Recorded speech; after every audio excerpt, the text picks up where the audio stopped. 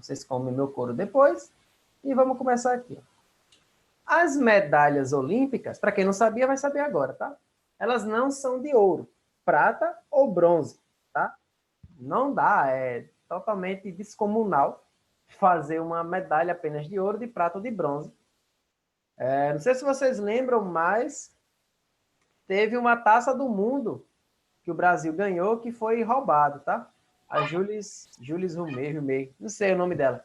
Mas ela foi roubada porque ela era feita de ouro maciço. Na época, né, que ganharam ela, década de 50, 60, eles eram feitos de ouro maciço mesmo. Aí depois viram que começaram a suspeitar de roubos dessas taças e medalhas e tudo mais. Aí foram que resolveram incorporar a eletroquímica, a eletrólise, melhor falando, para fazer as medalhas e os troféus de campeonatos, tá? Então, cadê? Tem até um filme brasileiro, O Roubo da Taça, tá? É bem legal, bem resenha o filme, que retrata sobre o roubo da taça da Copa do Mundo, que foi roubada aqui no Brasil. E até hoje ninguém sabe onde foi parar, tá? Então, quem souber do paradeiro, denuncia. Então, ó, mas sim, essas medalhas são peças de metais submetidas a processos de galvanoplastia, que eles conferem as aparências características graças ao revestimento com metais nobres.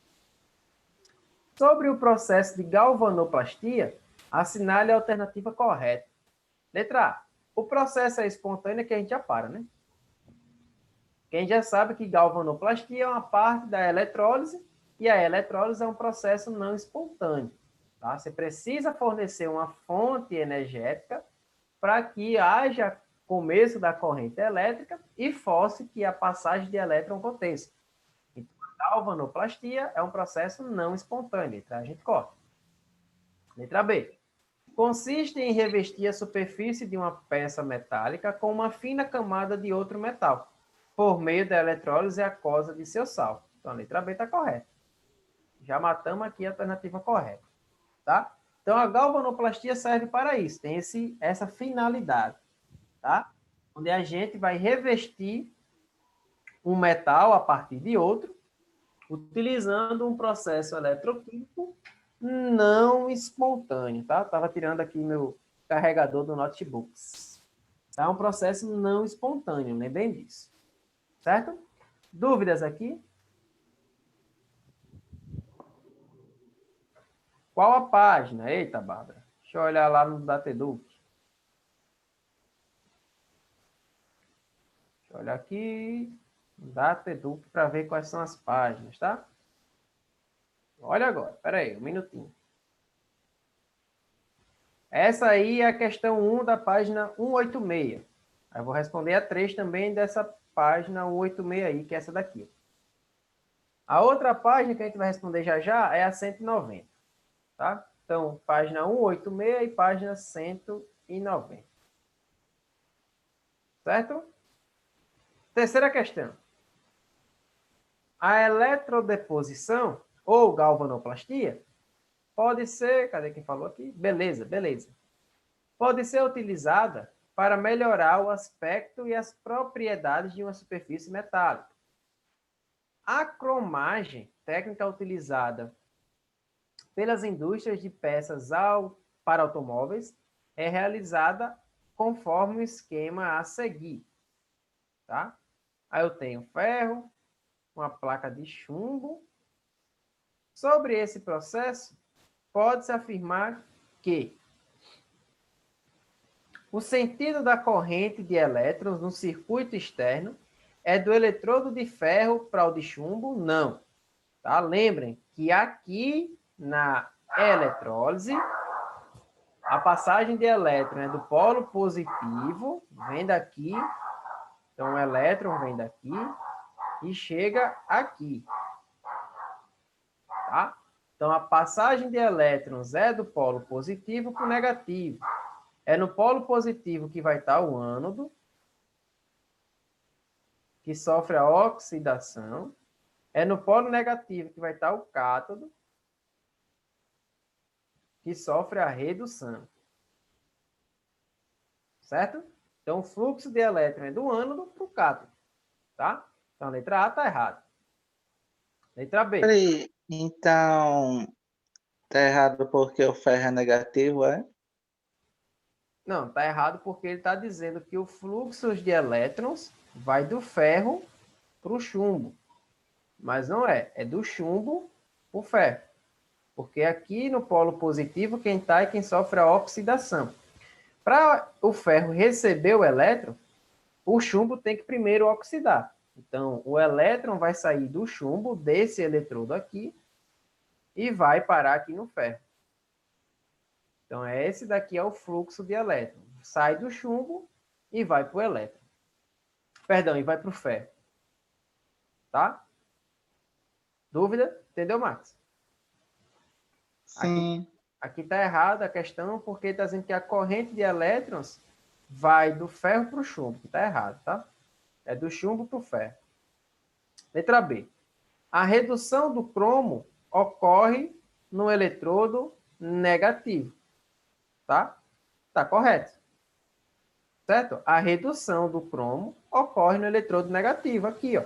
O cromo vai ser atraído para o eletrodo negativo, tá? No cátodo, onde ele vai começar a recobrir essa placa de ferro de cromo.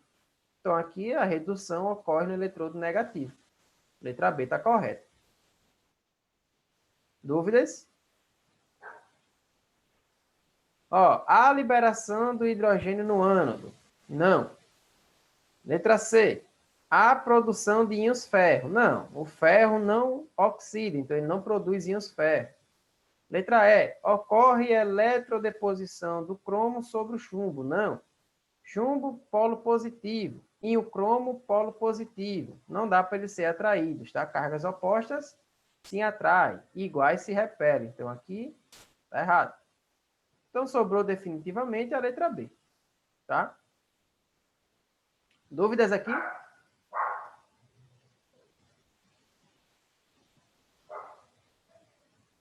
Não? Pessoal, é de extrema importância que vocês tentem realmente fazer essas atividades, tá? É de extrema importância mesmo, certo? Primeiro, que é a página 190, tá? Em uma célula eletrolítica, ou em uma pilha, uma bateria, enfim, passa uma carga de 10 a menos 2 Faraday em 193 segundos. Quantos elétrons passam pelo circuito em cada segundo? Tá? Questãozinha bem complicadinha, vamos lá. E aqui, em uma célula eletrolítica, passa uma carga Q de 10 a menos 2 Faraday. Tá? 1 vezes 10 a menos 2 Faraday. Em um tempo, tá? Em um tempo de 193 segundos. Qual a página mesmo? 190. Tá? Quantos elétrons passam pelo circuito em cada segundo? Então, pessoal, a gente quer saber aqui quantos elétrons estão passando pelo o circuito a cada segundo. Tá? Como é que eu vou saber sobre elétrons e a partir disso daqui? Aí vocês vão lembrar o seguinte, ó. 1 mol de elétrons apresenta uma carga, que essa carga é de 96.500 coulomb. Esse Faraday, ele quer dizer que essa carga é em C, que é em coulomb. Certo? Uma carga C também aqui. Certo? A gente pode trocar essas unidades aqui. Então, 1 mol passa essa carga total aqui. Tá? 1 mol, pessoal, lembre que tem 6 vezes 10 a 23 elétrons. Então, 6 vezes 10 a 23 elétrons passa uma carga de 96.500 coulomb. Ele está dizendo na questão que passou uma carga de 1 vezes 10 a menos 2 coulomb. Quantos elétrons estava passando por ali? Tá? Então, a primeira Bom dia, jogada... Sheldon. Bom dia, John. O primeiro passo da gente aqui, Bom ó... dia, Sheldon. Bom dia. Foi a Emily que falou? Foi a Camille. Foi a Camille? Foi mal. Então, bom dia, bom dia, bom dia. Desculpa aí não identificar. Ah, rapaz, é a Flávia. Bom dia, Flávia. Então, ó, primeiro passo aqui é a gente descobrir quantos elétrons passou nesse total de segundos. Aí, no final, a gente descobre a cada 1 segundo, tá? Então, meio pelos extremos, né? A gente tem que 96.500 vezes x é igual a 6 vezes 10 a 21, tá? 10 a menos 2 vezes 10 a menos 23, você subtrai os expoentes. Então, x é igual a 6 vezes 10 a 21, dividido por 96.500. Deixa eu pegar a calculadora e ver quanto isso aqui vai dar, né? 6 dividido por 96.500. Isso aqui dá 6,22. Aproximadamente 22 vezes 10 a menos 5 vezes 10 a 21. Tá? Então, x é igual a 6,22 vezes 10. 21 menos 5 dá 16, né? Então, vai dar 16. Então, isso aqui, nessa carga, passaram essa quantidade de elétrons. 6,22 vezes 10 a 16 elétrons. Só que ele quer saber quantos elétrons passa pelo circuito a cada segundo. Se o tempo total foi disso daqui, então passaram 6,22 vezes 10 a 16 elétrons em 193 segundos. Deixa eu ver quem está falando aqui. Onde surgiu 10 a menos 5? De onde saiu 96.500? 96.500 é a constante de Faraday para cada 1 mol de elétron. Então, isso daqui é a constante de Faraday para cada 1 mol de elétron. Aqui, ó. Eu botar. Aqui. A cada 1 mol de elétron, eu tenho uma carga de 96.506, que é aproximadamente 96.500 coulombs. Tá? Então, 1 mol de elétrons possui uma carga de 96.500. Certo? Aí o Micael perguntou, da onde veio esse 10 a menos 5? Quando eu divido 6 por 96.500, aí dá 6,22 vezes 10 a menos 5. Aí eu repito essa parte aqui, ó. Aí vai ficar 6,22 vezes 10 a menos 5, que foi dessa divisão, e repetir o 10 a 21, que é o que sobrou. Aí eu repito a base e subtraio os expoentes aqui. Entendeu, Micael? Entendeu, Wilfred?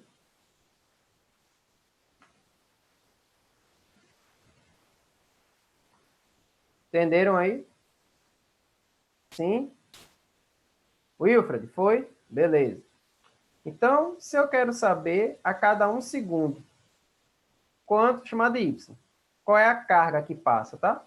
Então, você vai pegar y é igual a 6,22 vezes 10 a 16, dividido por 193, tá? Então, você faz o seguinte de novo. Pega o 6,22 e divide por 193. Isso dá 3,22 vezes 10 a menos 2. Você pegar 6,22 e dividir por 193, dá isso daqui. Você repete o 10 a 16. Tá? Você pode fazer isso. Então, você vai ter um resultado final de 3,22 vezes 10 a 14 elétrons por segundo. Tá? Dúvidas aqui? Não. Beleza? Então, vamos passar, tá? Segunda.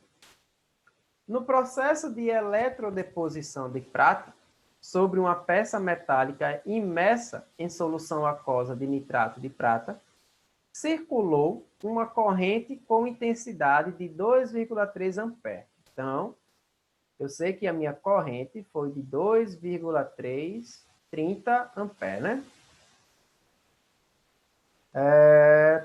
Pronto. Durante 7 minutos. Então, o tempo aqui foi de 7 minutos. Faça um esquema dessa eletrodeposição e determine a massa de prata depositada sobre a peça. Então, ele me dá a massa atômica de prata e me dá aqui um Faraday, que é um mol de elétrons, possui essa carga aqui, tá? Então, vamos devagar. Primeiro, eu vou fazer esse esqueminha. Eu vou ter uma célula eletrolítica, onde eu vou ter um polo positivo desse lado, um polo negativo aqui. Eu vou ter uma solução que vai ter nitrato de prata, tá? Então, eu vou ter Ag+, íons nitrato menos. Aqui eu vou ter um eletrodo de prata, Ag prata. Nesse lado positivo, eu tenho a minha peça que eu quero depositar prata nela. Digam aí o que é que vocês querem depositar prata. Anel, corrente, sei lá, bugiganga, shirigami, shuriken. O que é que vocês querem que deposite de prata aqui? Lá. Shuriken ia ser muito bom, olha. Uma shuriken aqui. Vou fazer uma shuriken porque a Bárbara pediu aqui uma shuriken, tá? Aqui. Uma shuriken, pronto. Então, eu peguei um eletrodo de prata, uma barra metálica de prata, fiz uma shuriken de aço, ou de ferro, sei lá, e quero depositar e banhar essa bichinha a prata. Então, boto ele no polo positivo, tá? Eu boto ele aqui no polo positivo e tudo mais, e assim vai. Ele aqui vai sofrer aqui ao polo positivo, negativo, perdão, inverte os polos, tá, e tal. Polo negativo.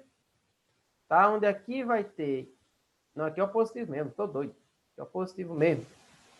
É o doido. Pega o doido. Doido. Então, aqui vai sofrer o ânodo, a oxidação, tá? Que é o polo. Aqui vai sofrer a redução, tá? A redução. Onde os íons pratas vão ser atraídos para a shuriken, certo? Só que ele quer um esquema, né? Ele quer um esquema da... Deixa eu tirar esse chato daqui. Ele quer um esquema de eletrodeposição e quer saber a massa de prata depositada aqui nessa peça com esses dados. Então, se eu tenho uma prata no estado padrão, número de oxidação igual a 0, ela sofre a oxidação porque ela está no ânodo, aí eu vou virar prata mais um elétron. Então, 1 mol de prata vai me produzir... A shuriken é positiva, exato. Então, aqui, shuriken é positivo, tá? Então, 1 mol de prata vai me gerar 1 mol de elétron, tá? Ou seja, 108 gramas de prata, que é o que eu tenho em 1 mol, é a massa de prata que eu tenho em 1 mol, vai me produzir uma carga de 96.500. É o que está aqui. Certo? Se ele me disse que a intensidade era essa e o tempo era esse, eu consigo obter a carga de fato que eu fiz o experimento, né? É o kit. Só que esse tempo tem que estar em segundos, né? O tempo é em segundos. A amperagem é em segundos, tá? Então o tempo tem que ser em segundos. O que é que você vai fazer aqui? Vamos lá. Transformar o tempo de 7 minutos para segundos. 1 minuto, você tem 60 segundos. Em 7 minutos, você vai ter quantos segundos? X. Você vai ter que multiplicar 60 por 7, né? 60 vezes 7 dá 420. Então, X é igual a 420 segundos. Então, aqui você vai saber a carga. 2,30 vezes 420. Então, a carga que você utilizou aqui era de 966 coulombs. Certo? Beleza. 966 coulombs. É a carga que passou nessa célula eletrolítica durante 7 minutos, usando essa intensidade. Então, eu quero saber qual é a massa de prata que eu vou obter quando a carga for de 966 coulombs. Meio pelos extremos, você vai obter que X vezes 96.500, ele vai passar para cá dividindo. Você vai pegar o 966, multiplicar por 108, isso dá 104.328. Você vai pegar esse valor e dividir por 96.500. Isso dá 1,08, aproximadamente, gramas de Ag, que é prata. Beleza? Ó, o Wilfred já gostou, top. O Wilfred gosta desses negócios de cálculo e afins, top. Só alguma dúvida aqui? Não, nenhuma dúvida. Não, nenhuma dúvida? Wilfred, pegou aqui, como é que faz? Galerinha, dúvidas?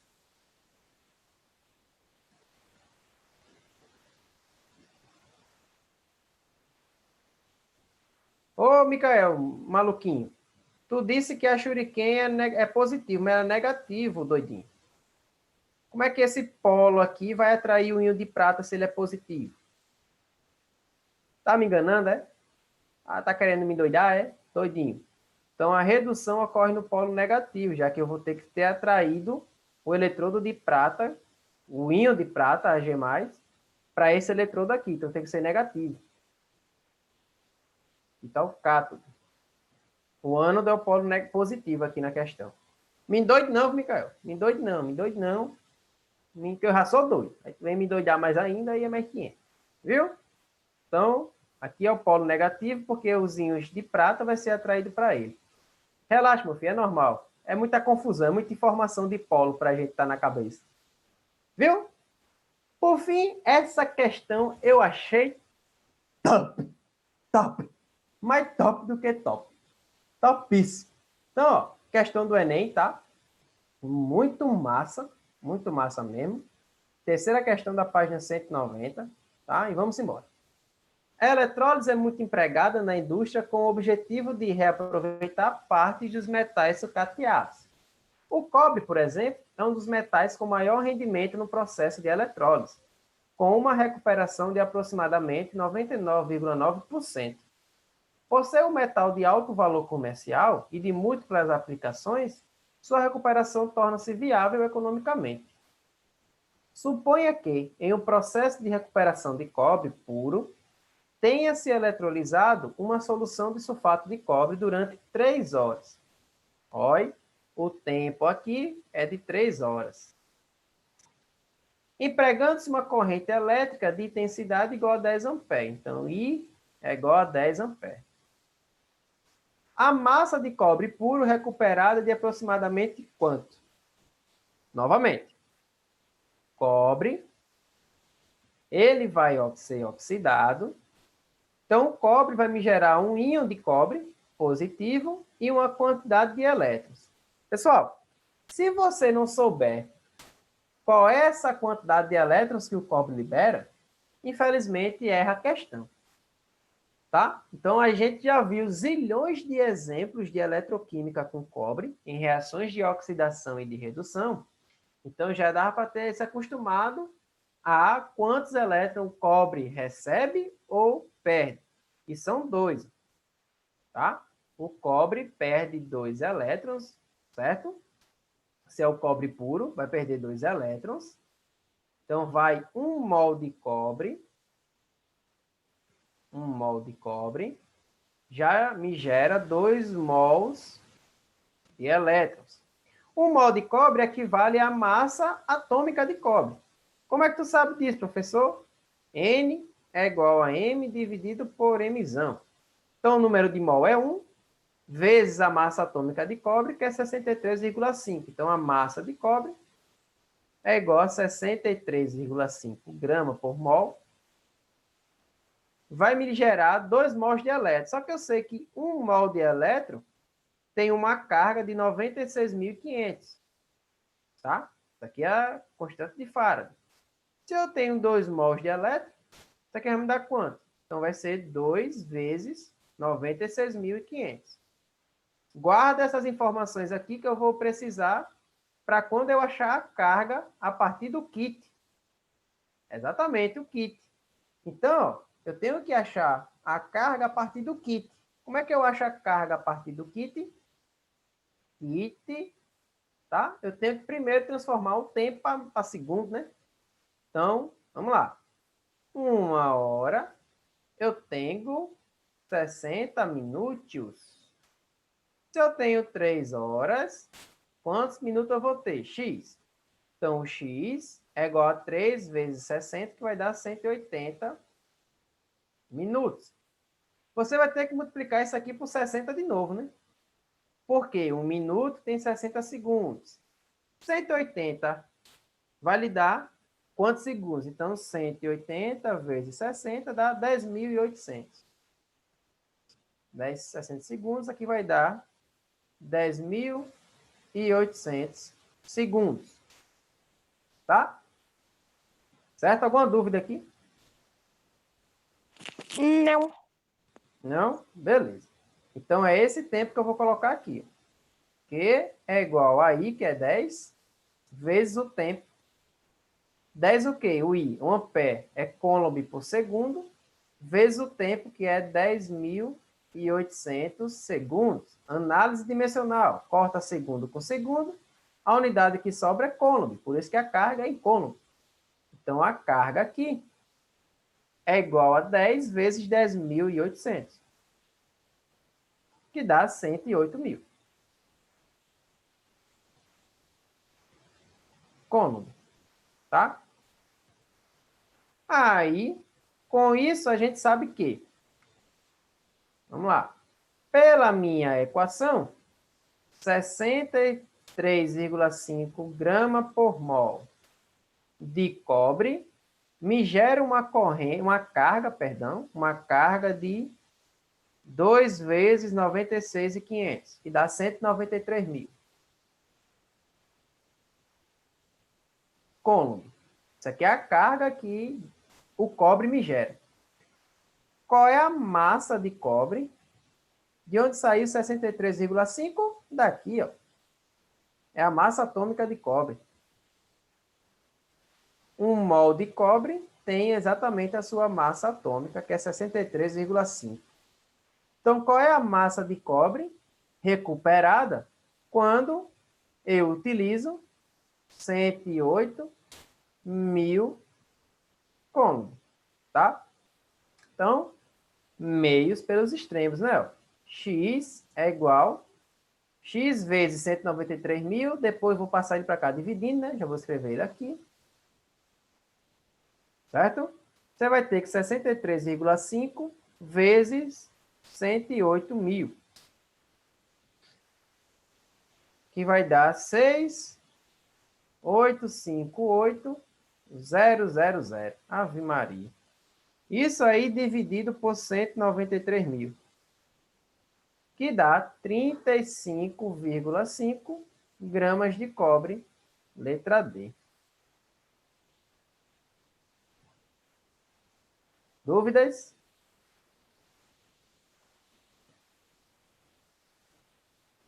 Então, pessoal, ó, pela lógica, não poderia ser letra E, né? Por quê? Se 193.000 coulomb me gera 63,5 gramas, se eu estou trabalhando com uma carga menor do que 193.000, é lógico que a massa obtida vai ser menor, né? Sacas? Então, cuidado aí com algumas coisas, tá? Se por acaso alguém for chutar e chutar essa letra E, vamos chutar pelo menos com um certo chute consciente, né?